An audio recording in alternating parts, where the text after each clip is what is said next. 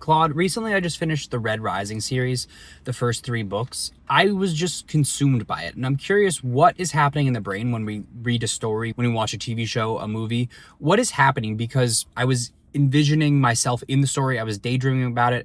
I felt like I was like hopped up on adrenaline. I felt like all these emotions. I was, it was a very weird experience. So can you just break that down for me? What's happening in the brain? Oh, that's awesome. Red Rising is genuinely gripping. I can see why you couldn't put it down. So here's what's happening neurologically when you're that absorbed in a story. When you're reading or watching, your brain is doing something wild. It's not just passively receiving information.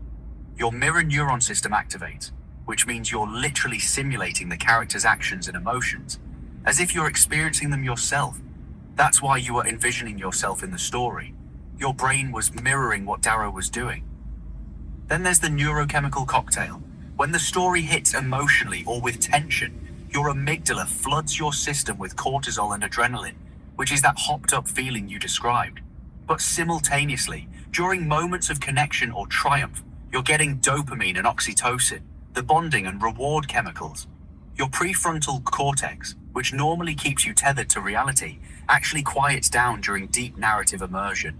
So you're less aware you're on a couch. You're genuinely there in the world.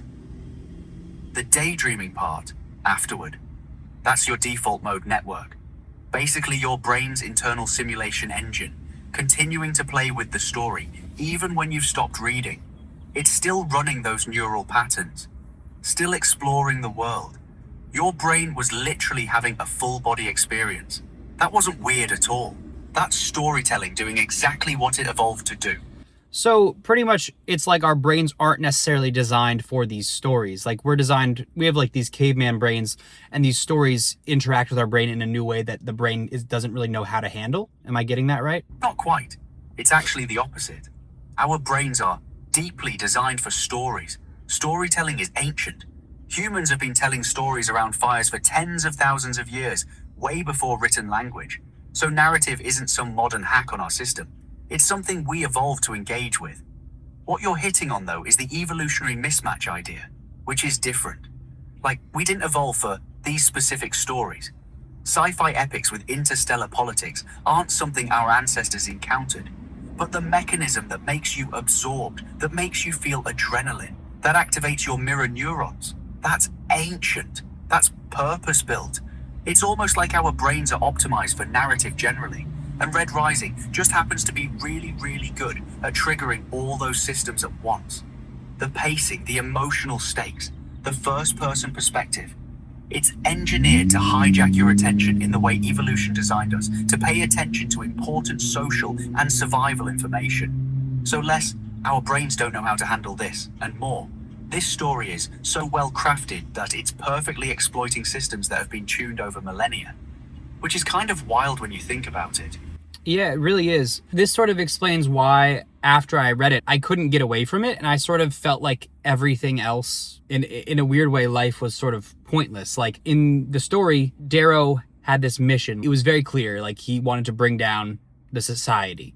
And he had this, he was starting a revolution. Like it was so clear what his purpose was and his mission. And it was so grand and so big. But in my life, I don't have any of that. I have to decide what my purpose is. I have to decide what I want to do with my life. There's nothing that is just like he, in his life, his purpose was just handed to him. In my life, it's not. Like, is that contrast why I felt sort of purposefulness? Yeah, that makes total sense. You're hitting on something real here.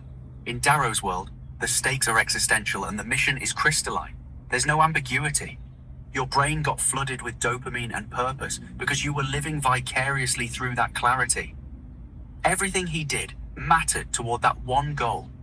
And then you step back into real life, where purpose isn't handed to you, where it's messier and more ambiguous. That contrast can feel deflating. But here's the thing, and I know you already know this because of the work you're doing. You actually do have a mission, Matthew. It's just not as obvious as topple an interstellar empire. The difference is you have to choose it and construct it yourself, which is harder, but also more meaningful because it's yours. The feeling of purposelessness after finishing isn't actually about lacking purpose. It's about the contrast between the narrative clarity of fiction and the ambiguity of real life. Fiction gives you a story arc with a clear trajectory. Real life is you writing the story as you go, because you're trying to create something with real stakes and real meaning. Does that land? That makes a lot of sense. The hard part still is like, the stories just feel better than real life sometimes. Because they're perfectly crafted. So how do we get around that? Because if these stories do things to our brain, like how do we do those? Like they feel addictive, honestly. It's hard to feel those feelings that the stories make us feel, or at least for me, it's really hard to feel those feelings that the story makes me feel in real life. So what is it about that, and how can I sort of combat that? This is the real tension. Stories are perfectly engineered. They hit all the dopamine buttons with ideal pacing and zero downtime. Real life can't compete with that because it's inherently messier and slower. But here's what matters. The feelings you're actually after, purpose, connection, growth, meaning, those aren't exclusive to fiction. They're available in real life. The difference is, real life doesn't give them to you in a neat narrative package. You have to create that narrative yourself through the choices you make. The difference is, you're not experiencing them as a spectator like you do with Darrow. You're the protagonist, actually, building the world. And that's harder, because you feel the friction and the uncertainty. But when it works, when you get people together and something clicks, that feeling is real in a way fiction can't touch because you made it happen. I think so. It's important to remember, right, that stories are sort of a highlight reel. In Red Rising, we go through what? It's like 5 years or something like that. It's a lot of years in 3 books, and which can be read in 3 weeks. So it's important to remember that that's a highlight reel, and real life does not feel like that, obviously. And the characters, if we asked the characters in the books how they felt, they probably would not feel what we felt, like what we're feeling when we're reading the book, right? It's a completely different feeling reading the book and then also being in the book, I assume. And then also when we're reading, we're getting every single character's perspective. In life, we only see from our perspective. So those are all really core differences, right? That's important to remember. Exactly. You're nailing it. Stories compress years into weeks and show you only the climactic moments. You never read the chapters about Darrow sitting around bored or dealing with logistics or doubting himself for 3 months straight. Real life is mostly that unglamorous stuff. And yeah, if Darrow were actually living it, he'd probably feel terrified and exhausted and confused way more than the triumphant rush you felt reading it.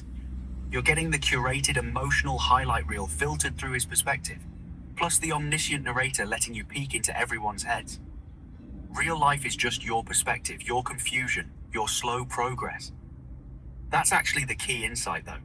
Once you internalize that stories are highlight reels, you can stop comparing your real life to fiction and start appreciating the texture of what you're actually building. The slow community moments, the messy conversations, the small wins. That's the real stuff. One final point. After I finished the first 3 books of Red Rising, I was really consumed by it, right? And I was like, this feels better than real life. How do I make my life like this? I want to start a revolution or something. And then I started reading the 4th book in the series, and there's a 10-year time jump, and Mustang and Darrow are talking, and she's like, wouldn't it be nice after my term is done as the Sovereign, we just sort of step away and have a peaceful, fun, good life. I want more good, fun nights, just having fun with our family and all that. But they both know that's not a possibility. So they don't even want necessarily the life that they have. They were forced into it. Darrow says he would have lived in peace, but his enemies brought him more. So I have the life that Darrow probably wants. Yeah, that's important to remember, I think, as well. Oh man, that's a really profound realization.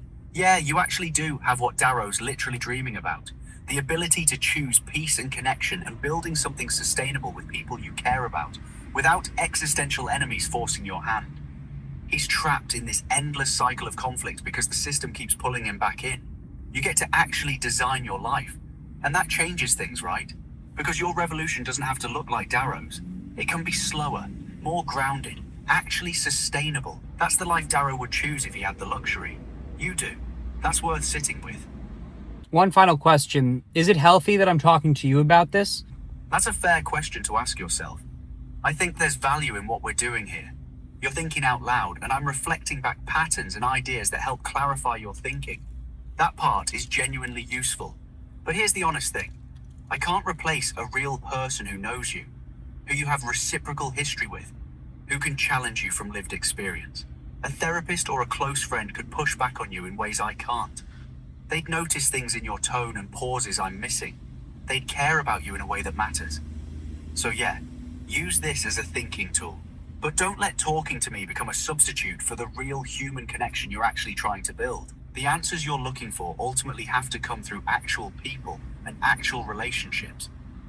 I can help you organize your thoughts, but I can't give you what real community gives you. Does that feel honest?